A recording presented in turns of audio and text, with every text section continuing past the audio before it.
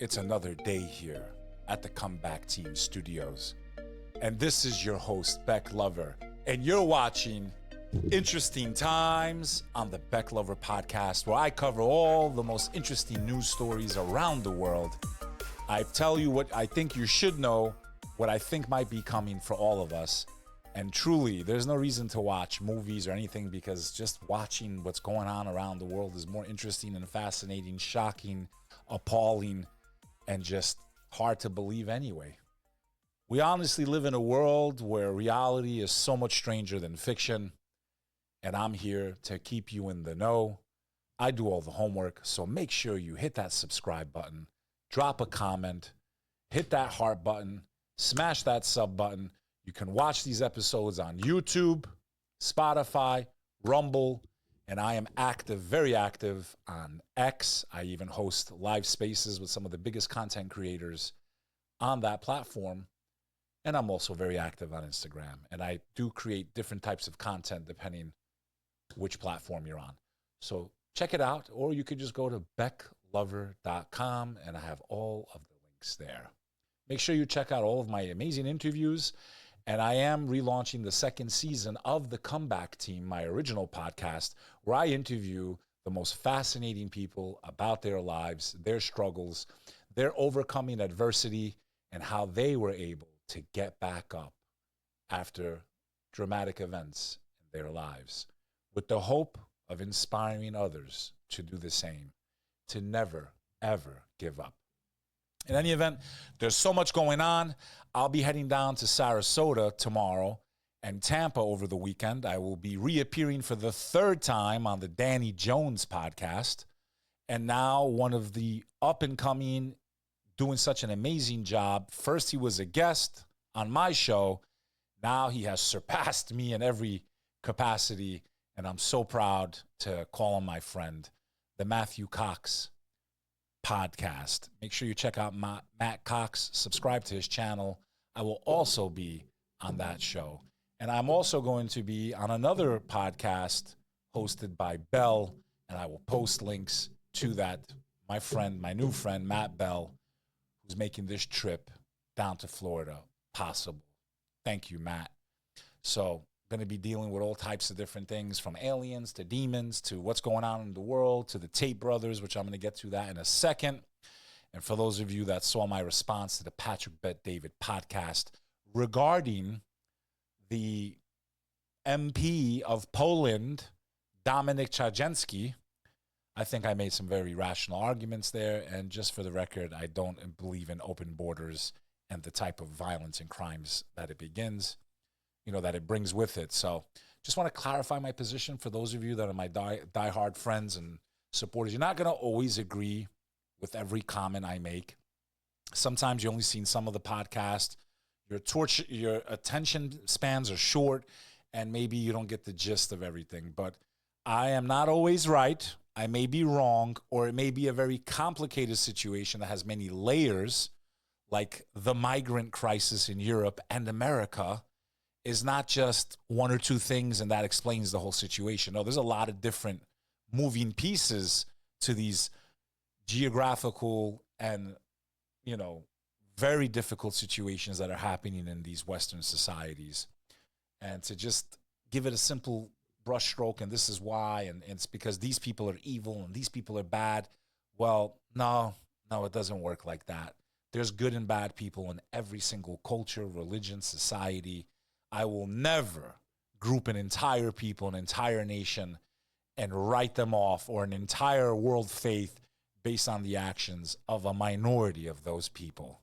Because if we do that, there's not a single one of you that are watching this show that can find me one group in the world that hasn't done something wrong historically, or people from your community that haven't committed crime or whatever. It's in every single group. Evil and good exist in every place in the world, in every nation in the world, every race and so-called religion of the world, and atheist, and so on and so forth. So that will never be my stance. However, I do agree with a lot of what that MP, and I want to cover this towards the end of the episode, So you'll have to hang on. I'm going to just get into the headlines and let's go, because I got a flight to catch tomorrow. I got to pack, because we're not going to give up on this mission, my friends. So here we go. You've all heard by now that Andrew Tate has been put under house arrest as new charges emerge. Now, there's a lot of controversy surrounding Andrew Tate, as always. And he was already going through legal problems. Him and his brothers were in jail in Romania for a while. And during that time period, they finally got out in house arrest. And it seemed like they were, loosening the strings on these guys and nothing really happened. And then all of a sudden, they're on a space that's Twitter Spaces, or also known as X, Elon Musk's company. I do participate on X. I did listen to his space with Candace Owens, Dan Bilzerian, and Andrew Tate and his brother, as they were discussing what is going on in the Middle East, the people that are involved, the two ethnic groups, one Arab and one of, Jewish descent. And they were saying a lot of really big things that are hard for me to talk about on this platform, unfortunately.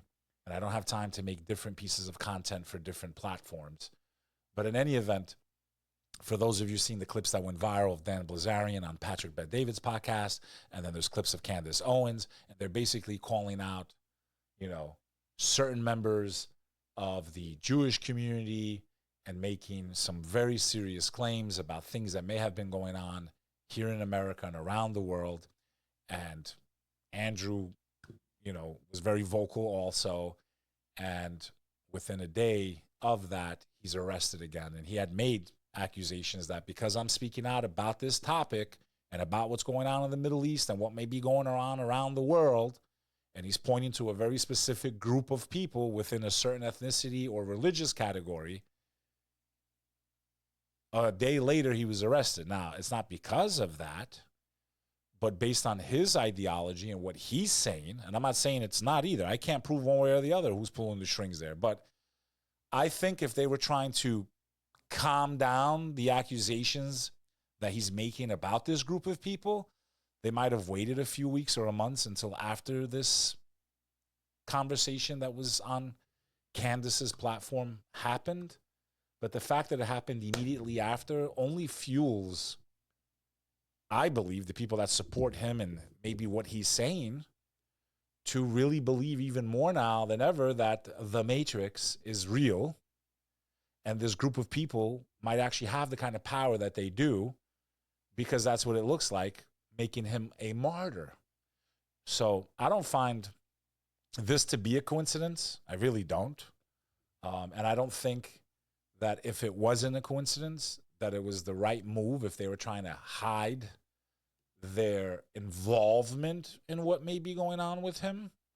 But in any event, I don't know anything about his case, or what these new allegations are. But I'm going to read this article by the BBC.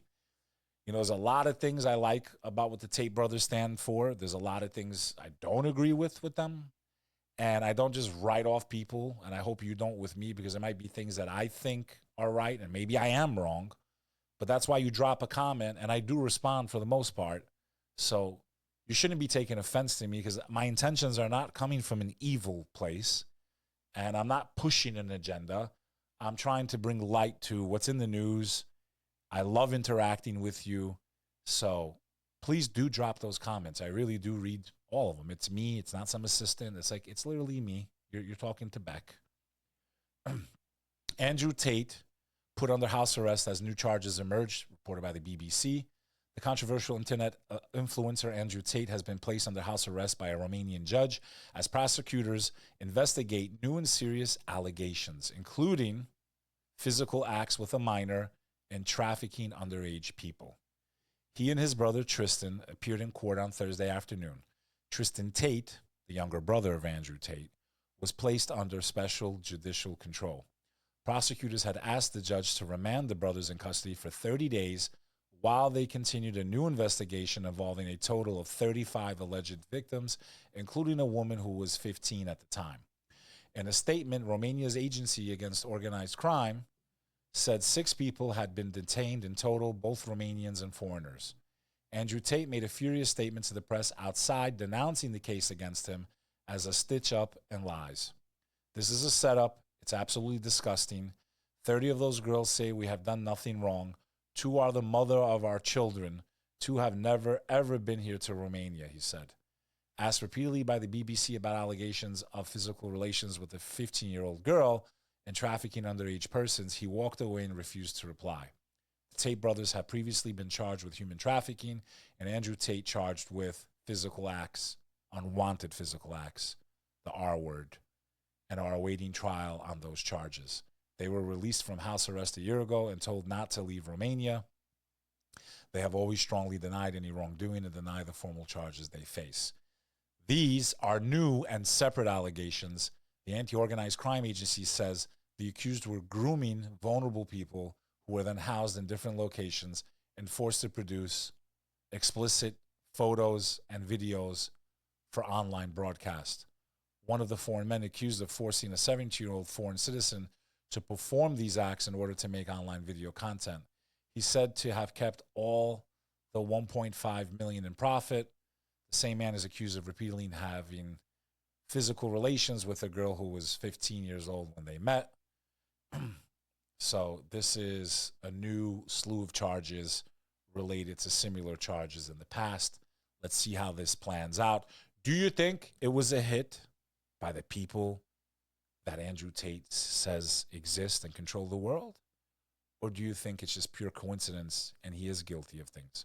Now, what I will tell you is when you make money from disgusting things, and, you know, a lot of these women are forced or very desperate, you know, this negative energy and this pain you go through, I believe, is a punishment from God on this earth and maybe in the next life. So how you make your money can come back to haunt you. So there's nothing positive about that industry, and it's disgusting. And I don't know if he still makes money from that industry, but I don't see how he could as a newly, remember, he did all of this before he converted to the religion of Islam. Has he reformed his life? Would he continue to still make profit off this type of stuff?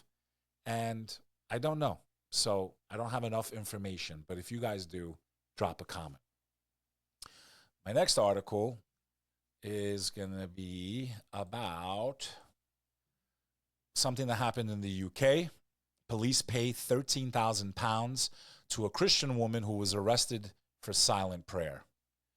West Midlands police have paid £13,000, about almost 17,000 US dollars, in compensation to Isabel Vaughan Spruce, the Christian volunteer who was twice arrested for praying silently near an abortion facility in Birmingham, England.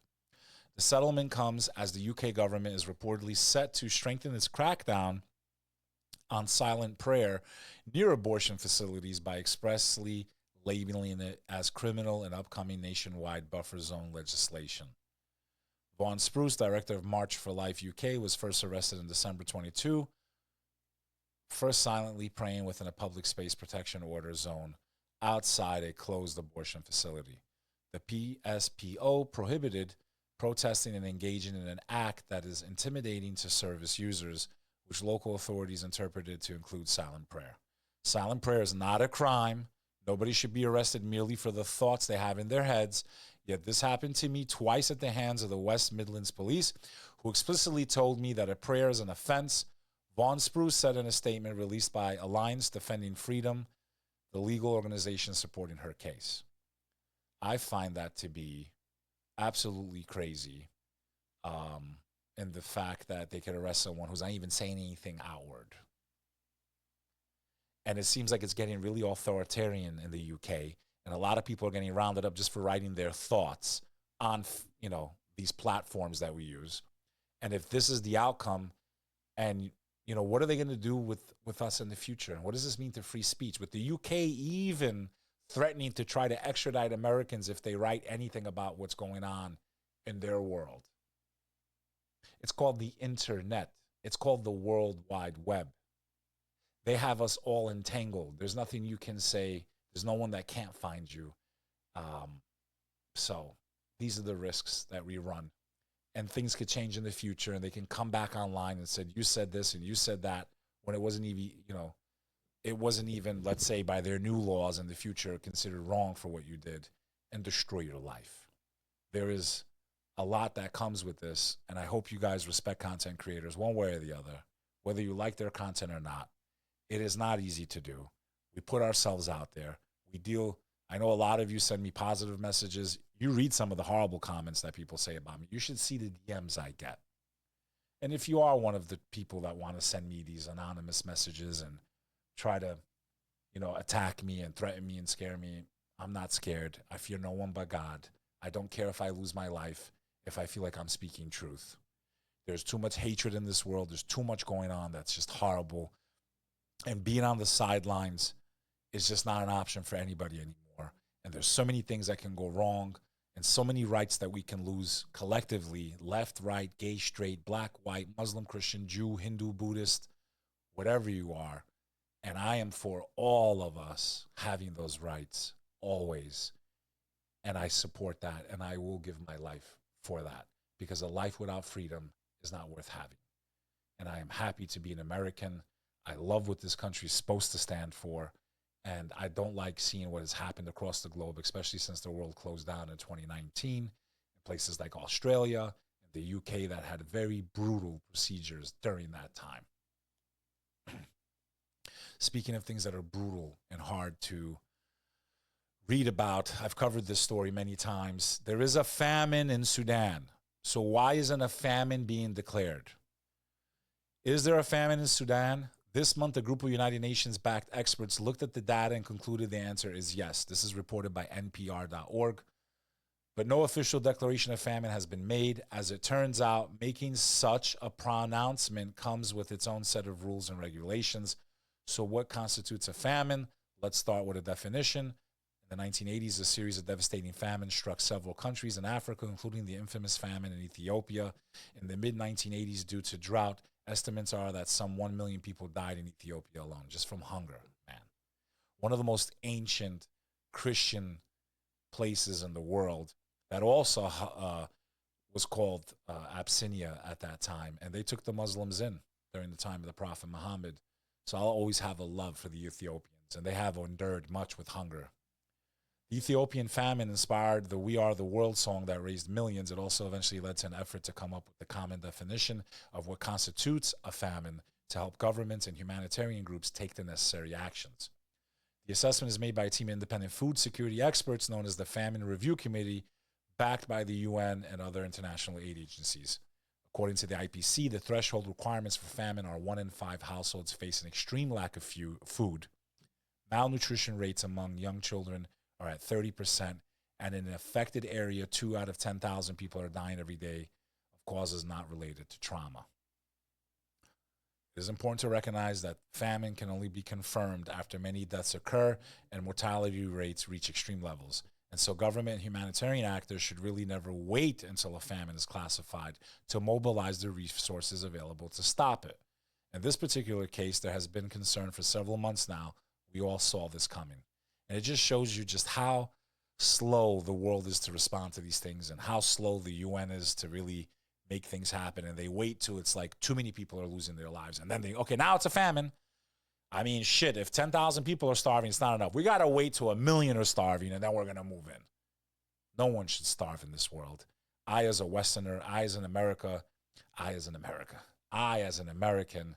who have battled obesity because of this life of privilege to live in this land where no one really starves unless they want to, I think. Maybe they're bulimic models or something, but it just breaks my heart to just, and I swear to God, 2 days ago, I woke up with tears in my eyes and I said, God, I know I've had stress like other people do, and I really don't have any problems like that. And I am so grateful and so thankful. And I always thank God before I eat, because you should never take anything for granted in your life, because anything can be taken from you in a moment. Your health, your life, your loved ones. You think you're in control. You're not in control. You can only control how you respond when things happen to you in your life. I come from a place of gratitude. I give all praise to God, the creator of the heavens and the earth, who gave me the gift of existence, this mouth to speak, the ears that you're listening to me on, the eyes that you're watching me on, to experience this reality and to try to do something good with it and productive. And I truly do believe it's a test. And I believe when things like this happen in the Sudan and we don't stick together as human beings, regardless of our creed, race, or nationality, and we don't help desperate people who are starving in war or whatever the case may be, and we have the ability to at least speak about it and bring attention to it, then we are not living with compassion, with gratitude, with thankfulness to the one that created the heavens and the earth. Because if we all had, then how could we be tested to see what we do with the blessings that we may have and others do not? Reuters reports the police arrest 4 suspected over settler attack on a Palestinian village.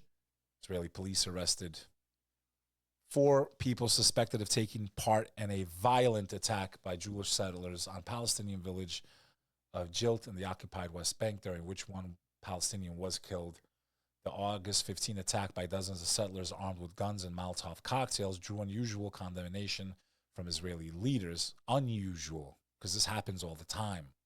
There's plenty of videos online where they go and bulldoze Palestinians' homes and throw them out and set it on fire, or they just kick them out and move in. And there's that famous video of, I don't take the house, then someone else will, where they literally have a guy from Brooklyn who goes back to the little territory that they left the Palestinians, kicks a family out. She says to the guy, like, why are you taking my... He's like, well, if I don't take it, then someone else will.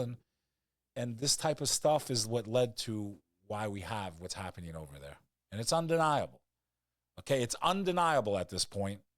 And if you want to sit here and talk about things, if you can't acknowledge the wrong that your people do, and you try to defend it, like when they take advantage of a prisoner, okay, that was just shocking and disgusting. I mean, really, guys? But I would like to say I have many people that are of Jewish descent that I absolutely adore. I love. Some of my best friends are Russian Jews. I went to college with them. I still talk to them to this day. I invited them to my wedding. My cousin's family has Jewish descent. I owe my life probably to their mom, who met my uncle, then brought my dad. So I owe my life to a Jewish woman. I really do. But when something's wrong, I don't care if they're Jewish, Muslim, as I speak out about sectarian violence and taking innocent life. And if you take your life in any fashion, even to hit an enemy, you will burn in hell as a so-called Muslim. Period. If you treat women like garbage, you will pay the price in the next life. And I don't agree with a lot of the way a lot of those governments have handled conflicts and helped their people. In Egypt, that doesn't help these refugees at all. I mean, I can go on and on, guys. I will call out what's wrong to the best of my ability. Sometimes I get it wrong a little bit. I don't do it on purpose. Like I said, my intent is not malicious. But if someone's doing something wrong or evil, it's my job to speak out if I can't stop it myself. Period. And what has happened since October 7th, in my opinion, is the greatest loss in Israel's history, because they have lost the hearts and minds of millions of people who used to support them. And no one's denying October 7th, but 2 wrongs will never make a right. And if they would have took the higher road here, I'm telling you, they would have really shown the world why they are the civilized nation of the Middle East and democracy and all this bullshit. It's all bullshit. And after this conflict's over, we'll see. Will they allow these people to stay there? Because if they don't allow the civilians to stay in Gaza, then you know that the whole thing for them, that's what the plan was. So let this age there. You guys are serious about peace and blah, blah, blah. Okay, once this is over and you guys decide to do whatever you're going to do with Hamas, are you going to let them stay there? Or are you going to let them rebuild and get the supplies to rebuild their homes? I don't think they will. I really don't. What do you think? I just want this conflict between these 2 people that I blame 100% on Britain and other agitators who should have given a fair enough solution, even though technically if you're Palestinian, it can never be fair to you because you were there and these people came from Europe and they're whiter than white And that doesn't mean all Jews are white or from the Caucasus, but you know what I mean. So I don't know, but I want the war to end. I don't want innocent people losing their lives. I don't want people being destroyed. I don't want people living in parallel societies where on one side they're living great, the other side they're living horrible. I think the only solution is 2 states, and the religious side should be under the United Nations protection that no one has authority over. Since those are world faiths, those sites should belong to the world. And the rest of the land should be split down the middle, 2 states, because there's nowhere to really send these people. There's nowhere to, like, okay, I don't support the state of Israel. Well, where the hell are they going to go now, 2, 3, 4 generations later? You don't support the Palestinians having a state. Where are you going to put them? Since they can't get along, and they both maybe, at this point have reasons why they don't, it doesn't matter anymore. This violence needs to end. I can't stand seeing it anymore. Speaking of other violence, Zelinsky makes first visit to border area where Ukrainian forces launched offensive to Russia. This is reported by the AP News. Ukrainian President Volodymyr Zelensky made his first visit Thursday to the border area where his forces launched their surprise offensive into Russia, saying that Kiev's military had taken control of another Russian village and captured more prisoners of war. While in Ukraine's northern Sumy region, Zelensky said the new POWs from the Russian region of Kursk would help build an exchange fund to swap for captured Ukrainians. Another settlement in the Kursk region is now under Ukrainian control, and we have replenished the exchange fund. Zelensky wrote on the social media platform X after hearing a report from his country's top military commander. Putin says Ukrainian forces tried to strike Kursk nuclear plant. 30 seconds to midnight if this is true. The Russian leader does not offer any evidence for his claim, but says the UN nuclear watchdog has been alerted. Russian President Vladimir Putin says Ukrainian forces have tried to attack the Kursk nuclear power station in an overnight raid.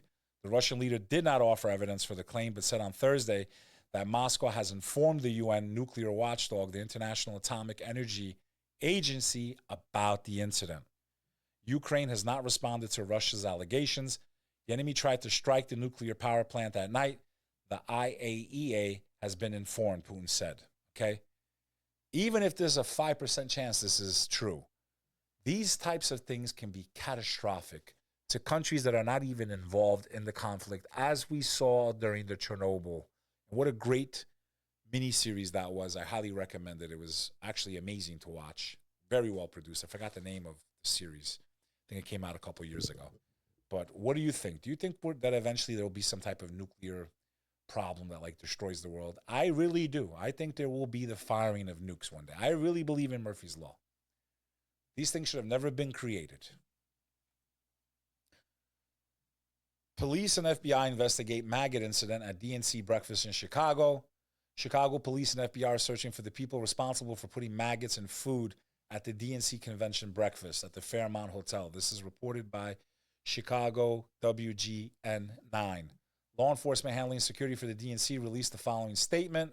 Multiple unknown female offenders are alleged to have entered a building 200 block of North Columbus Drive and began placing unknown objects onto tables containing food. The offenders are believed to have left the area. One victim was treated and released on scene. Along with the CPD, FBI Chicago is assisting in the investigation.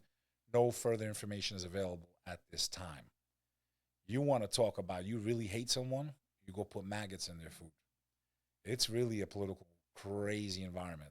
Speaking of politics, Oprah went to Chicago to support her friend, Kamala, and she spoke last night, and so did many other of the left, super powerful and rich, because they're in one big club, and you and I, we're not in it, said George Carlin. U.S. government indicts Guatemalan suspect on smuggling charges over death of 53 migrants in trailers. This is why I can't disagree with much of what the Polish MP said on the Patrick Bet-David podcast. I just don't like the stereotyping he used and his neglect to acknowledge that his country did help in destabilizing and creating the majority of those migrants. That's my only beef. I don't believe in open borders. I don't believe you should allow millions of people into your country that are undocumented, unscreened, disrupting the life of law-abiding, tax-paying citizens, like they have destroyed New York City. Okay, they have destroyed New York City. And then you have people like this guy in New York, Carlos Fernando Pinola, Pop, pleads guilty to physical abuse, physically abusing in the first degree. On August 15, 2024, Carlos Fernando Pinola Pop, age 41 of Kingston, pleaded guilty to abusing in the first degree a Class D violent felony sex offense before the Honorable James Farrell. Pinola Pop faces up to 7 years in prison. That's it. 7 years in prison for doing this to a 7-year-old. I really just think that the punishment for these types of crimes, I swear to God, if someone did this to my child, I don't know. I don't care if I go to fucking jail. I don't care if I go to jail. If someone did this shit to my child and they get out after 7 years, I would spend the rest of my life trying to find that person. I don't give a fuck. I don't care. I really don't. And speaking of the Patrick Bet-David podcast, okay? And Jean-Claude Juncker, the Commission president, says that you're racist. You sound proud of the fact that you haven't taken any refugees. Of course, because this is what our people are expecting from our government. That's number one. This is why our government was elected. But this is why Poland is so safe. This is the reason why we had not even one terrorist attack. Look at the streets in Poland, and we can be called populists, nationalists, racists. I don't care. I care about my family and about my country. I can't argue about that with Dominic Tarczynski when he's talking about migration, because it's the same thing. Well, think about this girl in New York City. And the guy gets out in 7 years, and they paid him money. They gave him money, card, place to live in New York for free, because they're spending $5 billion in New York to house people who have never been screened or filed for lawful admission into the U.S. I don't blame him for wanting to protect his country.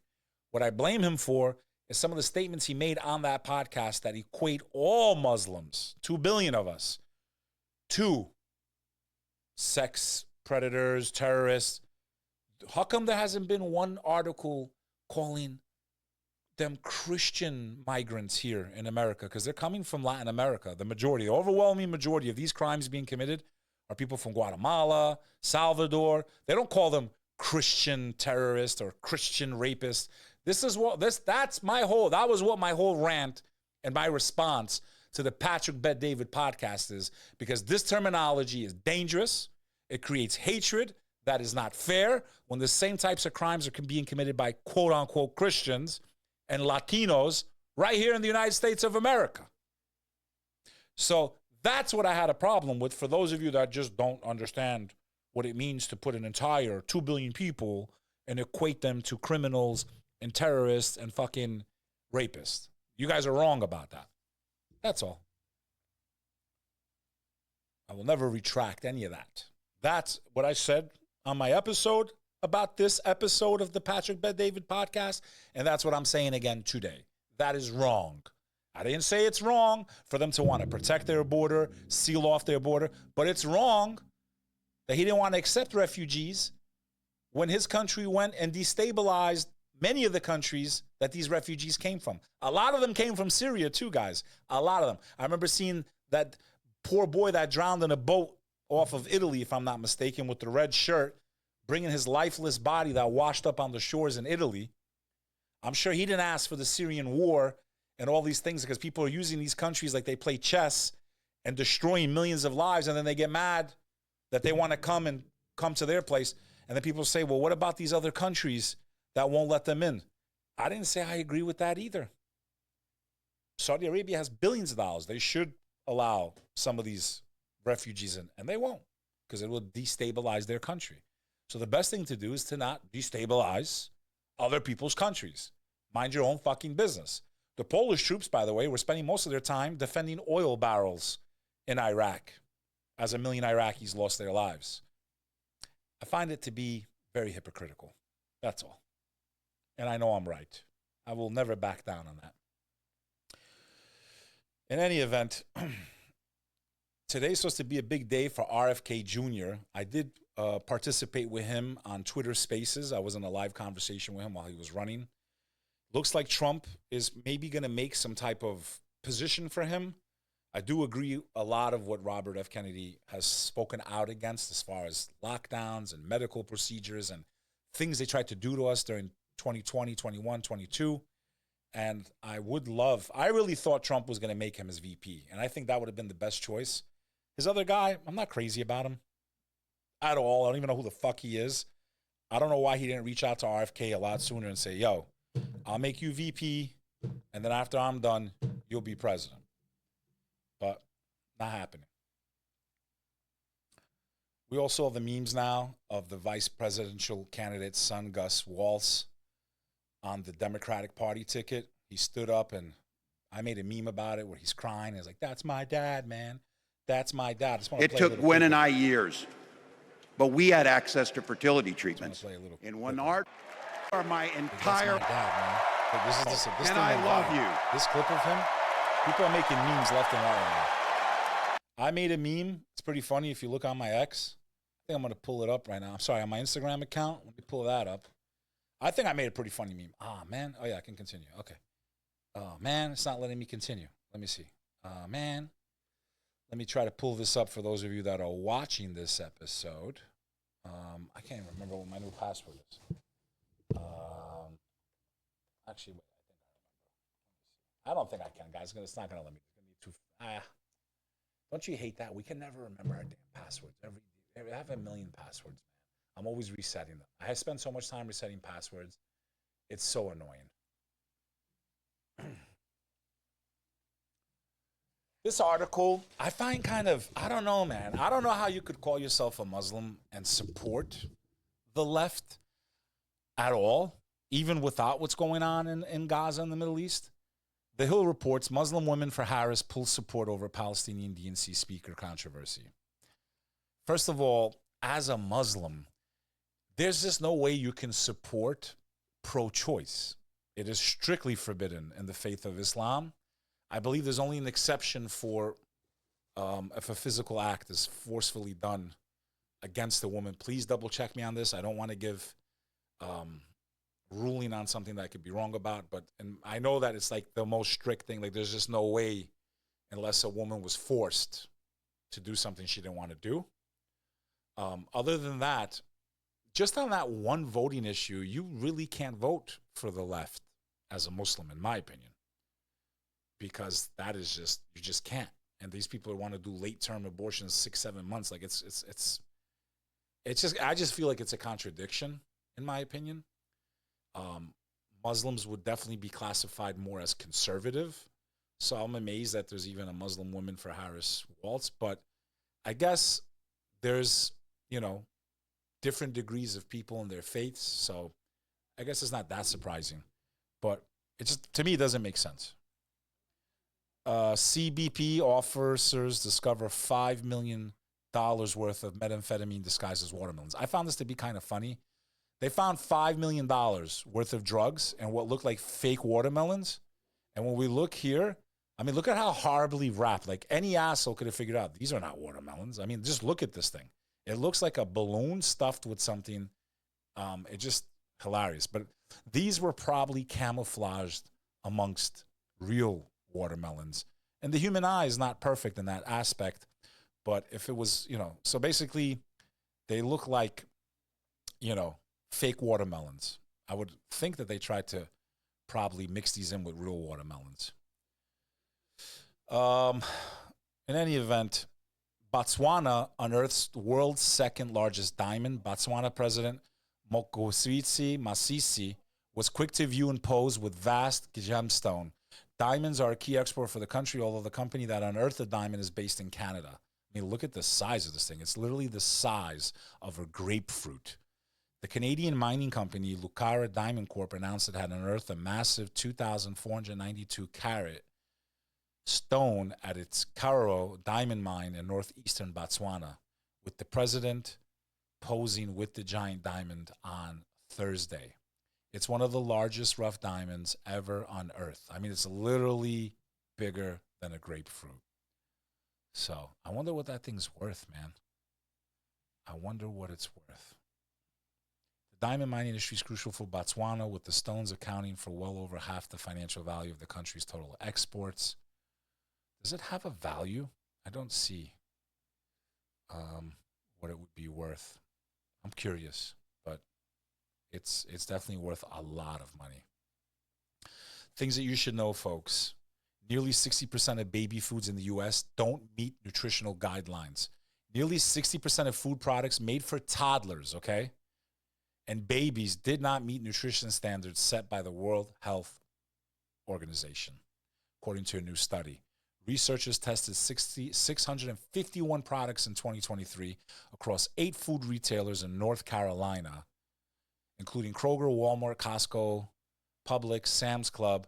Only about 30% of products compiled with the agency's protein recommendations, while 56% were compliant with sugar guidelines. About 93% of the products aligned with the fat recommendations, NPR.org. Argentina quarantines grain ships over suspected Mpox case. It seems like the Mpox has made it to South America now, and they are quarantining ships. And it seems to be right on time, right before November here in America. Town urges curfew over mosquito spread disease that kills up to 50% of people. A small town in Massachusetts is urging residents to stay indoors in the evenings after the spread of a dangerous mosquito spread virus reached critical risk level. Okay, this is like only a couple hours away from me. The virus causes Eastern equine encephalitis, also known as the triple E, which kills between 30 and 50% of the people who are stricken. That's fucking crazy. Who are often children under the age of 15, and the elderly around half who survive are left with permanently disabled, and some die within a few years due to complications. Okay, so there's something really crazy less than 3 hours away from me. That's scary. EEE is spread by mosquitoes in certain swampy areas of the country, particularly in Atlantic and Gulf Coast states and the Great Lakes regions. Mosquitoes shuttle the virus between wild birds and animals, including horses and humans. In humans, the virus causes very few cases in the U.S. each year, an average of 11, according to the Centers for Disease Control and Prevention. But given the extreme risk of EEE, health officials take any spread seriously. On August 16, Massachusetts Department of Public Health announced the state's first case and declared a critical risk level in the 4 communities of Douglas, Oxford, Sutton, and Webster. These all cluster in Worcester County, near the state's border with Rhode Island and Connecticut. While the state health department didn't identify the man as a resident of Oxford, the town's manager confirmed his residence in a memorandum Wednesday. The manager, Jennifer Callahan, reported that the man remains hospitalized. She also reported that a horse across the border in Connecticut had recently died of it. I mean, this is like literally on my doorstep. And my kids are outside all the time. I mean, we can't even go outside anymore, man. It's like, are we being punished, man? Are these plagues from God? Like, I'm in shorts and shit. We're all in God's hands in the end, I promise you. It doesn't matter how many precautions we take, and we should take precautions, but we're really entering a very dangerous time for humanity. And I feel like we're being punished because we don't stop the evil that's spreading throughout this world. And I am worried for my children. I don't even care if I lose my life, man. I just want my children to have a safe place to live, you know, to be free to speak and chase their dreams and be kids. And when I see images of children across the world who never even got a chance to be a child because they're in some war zone over something that started that they had no control over, being robbed of their innocence, their families, their lives. The same way I felt about watching films about the Holocaust. It makes me truly sad to see what we allow to happen to other people around the world, what happens to our neighbors and our neighborhoods, the amount of violence, the amount of greed, the amount of evil, and what makes me the most sadness, those of us that have the ability to push back and stand for what's right and morals and justice, and we're not. Don't weep for the world when you didn't do anything to try to save it. We all have that duty. We all have that responsibility. When we see injustice, immorality, corruption, evil, it is our duty to speak out, to stop it if we can by any means necessary. And I pray more people feel the way I do.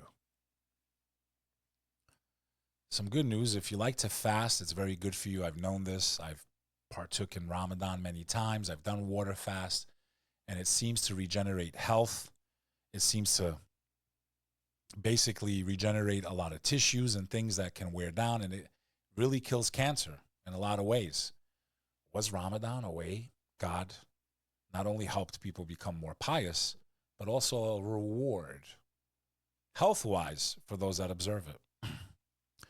For those that are scared of dementia, just 1 cup of popular drink a day could cut risk of dementia. Drinking coffee, daily espresso could be a secret weapon in the battle against dementia. This is reported by the Mirror. So if you're drinking that 1 shot of espresso, you might get a heart attack from the caffeine, high blood pressure, but you'll stave off dementia. And this is what I was talking about. Illegal alien pleads guilty to abusing a 7-year-old. Here's this picture, that piece of garbage that I read about earlier, Carlos Fernando Pinola Pop. This was confirmed, though. I read an article off the actual prosecutor's page.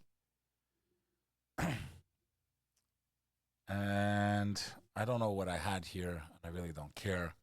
Another case of Mpox was confirmed in Thailand. It seems to be spreading, and it's right before the election, probably the most important election in modern history.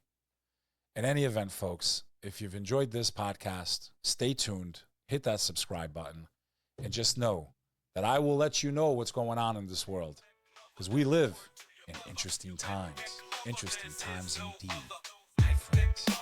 Till the next episode.